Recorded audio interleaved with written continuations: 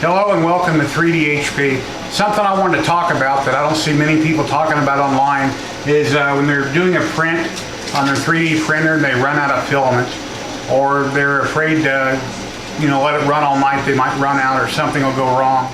And something that I've noticed on all three of my printers, I have Easy Outs by th3d.com. They're little electronic sensors, and the PLA goes through it. It'll trip the sensor. The hot end will pause. It'll move up out of the way. It locks the stepper motors and gives you a chance to replace the filament. And then you go to the control box, and you're prompted as to how to resume print at that point. And then it resumes. There's no problem.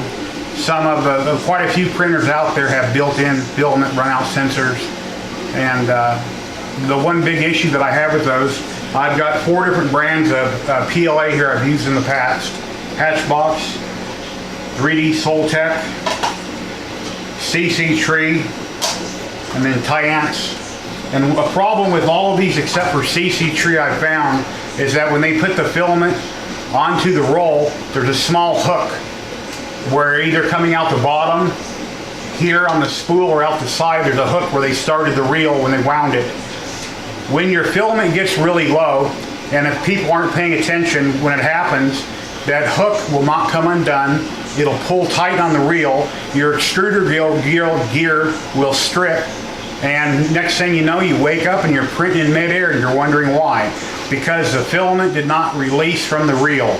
So what I do whenever this happens, as I'm printing, when the reel starts to get low, I take my little blue cutters right here and I go up here on the reel and I cut that clip off. That way when it gets to the end, it will go down to the filament runout sensor, it will trip it, pause my print, giving me a chance at my convenience to replace filament and resume print. On CC Tree filament, when they wind their spools, that I found that all my rolls, they do not have that hook in the end. That way it will release from the reel. So this problem has happened to me twice in the past. I've been printing for about a year now. And one time the hook stayed on the reel, pulled tight, the extruder gear stripped, and I was printing in midair. Of course, that was aggravating to have to fix everything. The second time, the hook did release, but once it got to the filament sensor, it still had an L-shaped hook. It couldn't pull through it, and the same problem happened. So as long as when your spool gets low, take a pair of cutters, clip off the hook, that won't happen. And every time it will pull through your filament runout sensor. On some reels, like the Tyance for instance, where it comes out the side, when the reel is full and you go to put it onto your spool holder, you can sometimes clip that from the outside close enough that it will unhook once it gets low. So that's basically all I want to talk about in this video. My health, I'm slowly getting better. I'm not 100%. I'm back to printing in all 3 printers. A while back, my last video, I said that I was going to have a weekly series on things I built this week. Well, I don't have anything to tell about what I've built this week, but I can show you what I've done over the last month or so while I've been sick. Let me grab a statue here that I did. Here's a statue of the Terminator by Sanix. I printed this at 180% scale. I wanted to go just a little bit bigger. His head could be slightly larger to be full size, like a human head. But it wouldn't, my print volume on my CR10 is 300 by 300. The base wouldn't quite work unless I chop part of it off. And I hate cutting models and gluing them and trying to get them perfect. Whenever possible, I try to print everything in one piece. But anyway, he'll get a red eye, he'll get painted. Kevin Sharp has a great video out there talking about how to chrome different objects by putting a high gloss black paint with clear and then shooting your chrome over top of that. Well, I'll be trying that process on this head, and then I'll be putting a red LED in where the light is to really make it pop. And I've done a Laurel and a Hardy right now on one of my CR10s that I call Lady Blue. I'm printing Hardy from Laurel and Hardy right now. On my other printer, my CR10, which I call Coffee, I've got a great big gargoyle type head. I can't think of what he's called. It's Star Wars Bounty Hunter. I can't think of his name. And the third printer, I'm printing some parts to a Marvel character, Maestro or Mistro. I don't got the name right, but working on that. I had some issues here with Magic Glue a while back where my cap had dried to the sponge. I went to take the cap off, I couldn't get it off, I pulled it off and I ripped the sponge. So my alternative temporarily was to take a sponge paintbrush.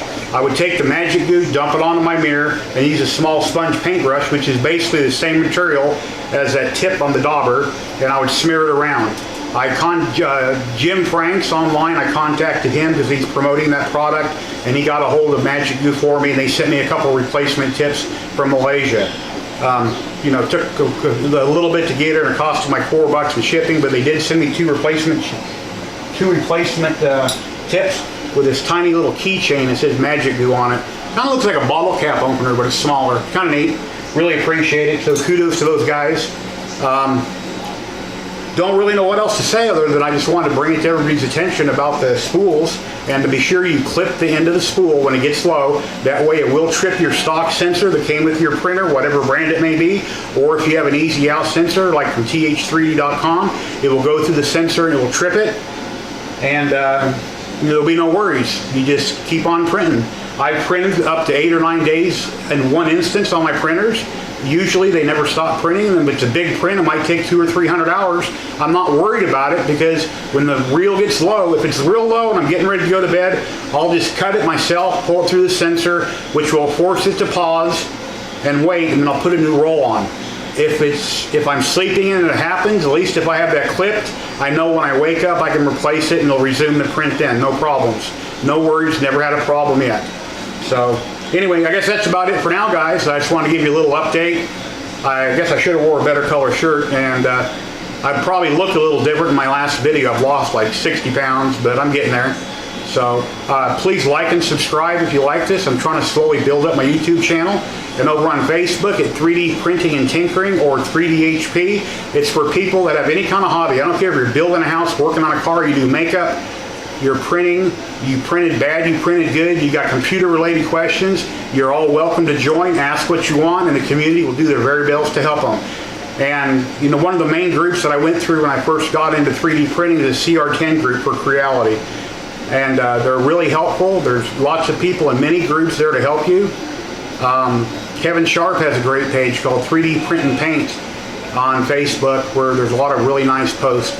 Richard Cleveland up in Canada has a group on Facebook called The First Layer, and his YouTube channel, and they're doing great. He's got a lot of great knowledge. He's really helpful in trying to help you figure out your problems. Please join their groups. They got a lot of great content, and I guess that's about it. So thank you for joining me on my video here, 3DHP. It's kind of hard talking to the camera when there's nobody else in the room, nobody talking about computer stuff, and I'm kind of rambling on, trying to not skip over my words. And occasionally I'll say the wrong thing or mispronounce something, and I apologize for that. The more I do, the better I'll get. Thank you very much for watching. You guys, happy printing. Have a great day.